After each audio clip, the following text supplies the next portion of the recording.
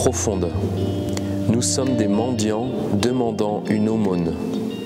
Le mendiant, c'est celui qui a tout perdu, qui est livré à lui-même, qui a perdu peut-être l'estime de sa famille, de ses amis, et qui se retrouve sans rien à devoir mendier, faire l'aumône. J'ai des amis, des gens que j'ai connus en Birmanie, dans un village où j'avais vécu, qui étaient qui avaient tout ce qu'il fallait pour vivre. Avec la guerre qu'ils ont connue, avec les combats qu'il y a eu dans leur village, certains ont vraiment tout perdu. Maisons brûlées, certains de leurs familles qui ont été tuées, et plus de travail, plus de maison, ils sont obligés d'aller dans un autre endroit et finalement de demander de l'aide à l'église, à d'autres personnes.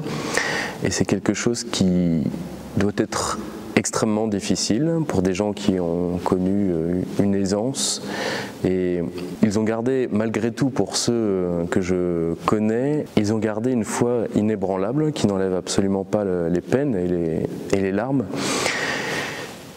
mais une confiance totale dans le Seigneur, dans son Église.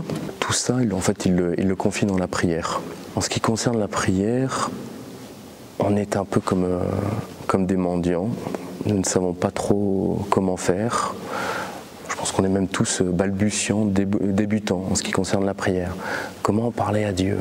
Il faut arriver devant le Seigneur avec ce que l'on est. Nos joies, nos peines, nos péchés, nos faiblesses. Présenter tout ça au Seigneur et finalement lui dire: Seigneur, tout ce que je souhaite, c'est passer un moment avec vous.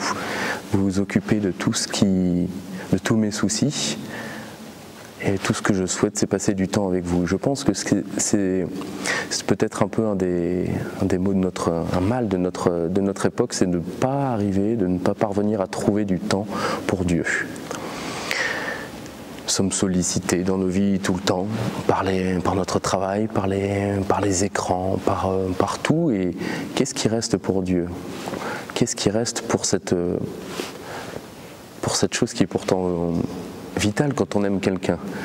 Si on aime Dieu, on doit lui consacrer un peu de temps. Donc je pense que c'est peut-être pendant ce temps de carême,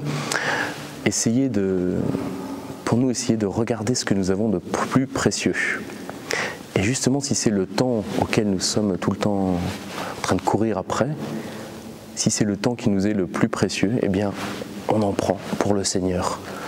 Et on lui donne juste quelques minutes, si c'est le mieux que nous puissions faire,